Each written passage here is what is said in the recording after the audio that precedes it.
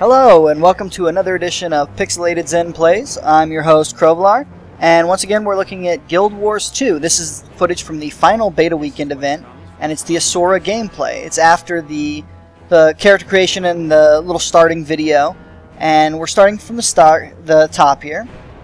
Just checked out some of my abilities. F1 causes my phantoms to explode. F2 causes them to explode and do confusion, which I'm not 100% sure what that does. Number 6 is my heal, and it heals for more depending on how many illusions I have out at one time.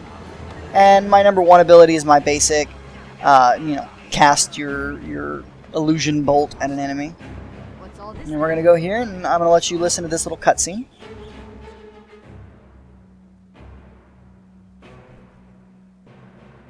It's pure chaos out here. Unacceptable. What's going on? Just what it looks like. These golems have gone mad. Zoja suspects someone tampered with them. And by someone, she means the inquest. Zoja's rarely wrong. Don't tell her I said rarely, by the way. If it is the inquest, she's going to need help. Where can I find her? At the malfunctioning gate that's spitting out these deranged golems. She claims she could feel them on the other side of the gate laughing at us. Not for long. I'm going to help Zoja shut down the problem at its source. Thanks for the information. I'm not sure where I know the voice of my character from. I'm going to have to look that up at some point, but I know it from somewhere, and I really enjoy it for whatever reason. I mean, it's not the best voice, obviously, but it really fits with this Asura character, with the look and the feel of these guys. So now I'm just going through. There's these rioting, machines going on, and I don't really even have to fight them. I'm just kind of doing it as I go past, getting used to my abilities. And if you'll notice, the number 2 ability on my hotbar looks like it's filling up. The way Guild Wars 2 works, when you get a new weapon, you start out with 1 ability. And the more you use that ability, the more abilities you unlock on that weapon. So I've got a little scepter here, and if I switched over to a two-handed staff, I would get 5 abilities, but because it's a one-hander, I only get the 3, and when I get an offhand, that will give me the last 2 abilities. That allows you to do all kinds of customization to your playstyle. For instance, on my offhand, I can have a talisman, or I can have a torch, or any number of offhand items that they've made available, a dagger, things like that. And depending on which one you have, you actually get different abilities, which is actually pretty cool. Two-handed weapons, you get all of your abilities, all 5, just from that one weapon, which of course makes sense. You're not holding 2 different things. And of course I'm going through here and looting, and again, it doesn't really matter. I don't usually loot too much in beta events unless I'm planning on getting a character pretty high. And I generally don't do that unless I really think I'm not going to play that race or class, because I don't really want to spoil what's ahead for me. So I'm just kind of messing around here. Really what I should be doing is going to this portal and continuing the story and getting out into the real world, since this is just kind of an instance, on the way to the actual world. It's just to get you familiar with how to move and the combat and things like that. I really like the way they've done it, though. They haven't just given you, go kill this. They've told me, just go to the portal. That's all that they're really worried about. And yet, I'm compelled to actually help out these people as they're being, slaughtered. And I don't know if that's the game so much as my, feelings while I was playing it. I was just really enjoying the combat and the fact that you need to use your abilities in order to unlock the new ones. Which means, before I go into this main fight, I want to unlock as many abilities as I possibly can. You can see that I've unlocked number 2. And what the scepter number 2 is, it blocks an incoming attack and then creates an illusion of you, or a clone of you, in order to attack the enemy. This ability, number 3, channels a beam of energy at the enemy.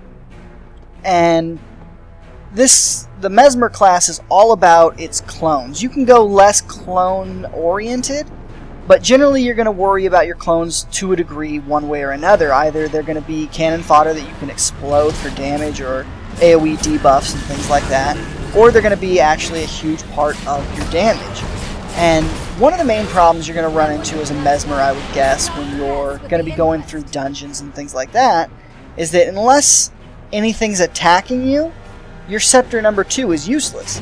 You can use it, but you're not going to get any benefit out of it, since it needs to block and attack in order to create a clone of yourself.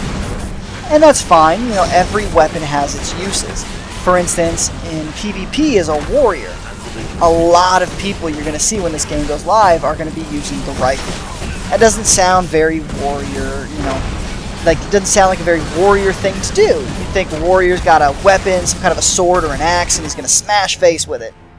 But it turns out that ranged is a huge advantage, and the rifle for a warrior actually has some great abilities. So you'll see a lot of people using that, usually as their main weapon, and even if not their main weapon, a lot of times as their off-spec weapon. Since you can, once you get to level 7, you can swap between weapon sets. You can have 2 at a time.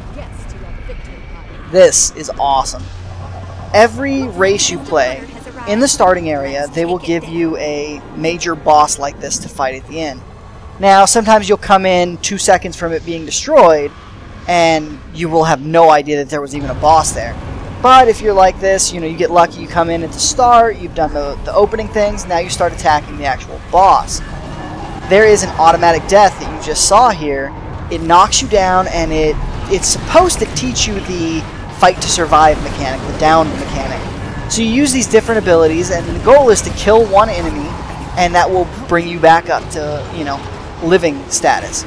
If you don't, and your health runs out, you die. Now you can have other people, anybody, it doesn't need to be a priest or anything. Anybody can come over and resurrect you, which is great, as long as you're, you know, still in the down state. The problem is that they don't tell you what's going on.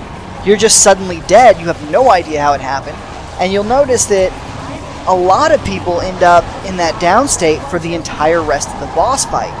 Sometimes you'll get in that down state and there's just nothing around you to hit since all the little guys ran away. So you'll just have to sit there and wait and hope that they kill this boss before you run out of down status life. It just seems kind of stupid, kind of cheesy. If they were going to go with a very scripted style, you know, event to tell you, hey, this is how you do it, I think that would have been better in this case. I know a lot of people don't like scripted events, and I don't most of the time. But when it's between that or just not knowing what to do, not having any idea, I mean, unless you've been following this game, you're probably not going to have any idea that there is a down mechanic. And when you fall, you're going to think that you've done something wrong, because the game never tells you that you're going to fall. You just automatically do. And of course, aside from those times when you just don't for whatever reason, sometimes the game, the boss will miss you, and you won't even go into the down mechanic, which could lead somebody, you know, playing the game and being level 10 and having no idea that there is even a downed mechanic to do anything with. Hey, it's you again. I see you survived with your epidermis intact. Of course. It takes more than a giant rampaging inquest golem to get the better of me. Modest, too. Well, you've earned a dash of praise, if you ask me. The crews around the city would kill for the assistance of an inventor with your talents. You should ask around. Make yourself invaluable. Not a bad idea. Thanks. And there we have it for the little opening scenario. We're going to close up this video before too long now. For these beta events, they gave us these little surveys to fill out after most things. And for the characters, I always end up putting 3, because for that first little 5 minutes of gameplay, you're not really going to get into any character development or anything. So there's really no point in saying, oh, the characters were great, because honestly, they weren't yet. There's no way they could be. And here you see I've just equipped an offhand for the first time, and now I've got abilities on 4 and 5. You'll see the number 4, there's a little targeting looking reticle around the number, and that lets you know that that's going to be one of those spells that when you press 4, you're going to have a reticle on your mouse, and you're going to have to move it to where you want to cast it. But of course, I don't know what the actual ability does yet. I know there's a way to check in your hero panel, but for now I've just been waiting to unlock it kind of as a surprise. Welcome to Metrica Province. You'll find private laboratories all over where our crews And work that's on it for this dangerous Let's research, Play. and we pay We'll the pick price up for again excellence. next week Labs with need to be another carefully episode maintained. of I'm Pixelated sure Zen that's not Plays. news to you. And we'll probably We be see a showing fair more bit of of the Asura interference starting from the area. inquest. Or maybe There some of can the be Sylvari gases opening and area. I'm not toxic sure which way I'm materials. going to go with that Our yet. researchers And there could will, use of course, someone with be your at some point talents. this week On your another journey, DCUO you may Pixelated also Zen Plays. encounter nefarious Until events in the then, world. enjoy the footage that I've got up on the site so far. Check out my blog. Make sure As you get like about, and you'll subscribe. encounter our And magi have a nice day. transportive devices, more commonly known as waypoints. They're mini-gates that, for a trivial fee, transport you across great distances. They're the second most convenient way to travel next to our gates. In the vast, wide world, a plethora of challenges await you, some more demanding than others. Watch for the special ones, because they'll give you an opportunity to increase your skill and exceed your own limits.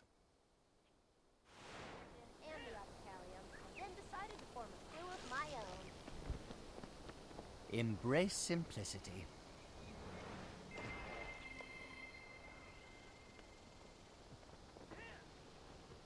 I don't care what you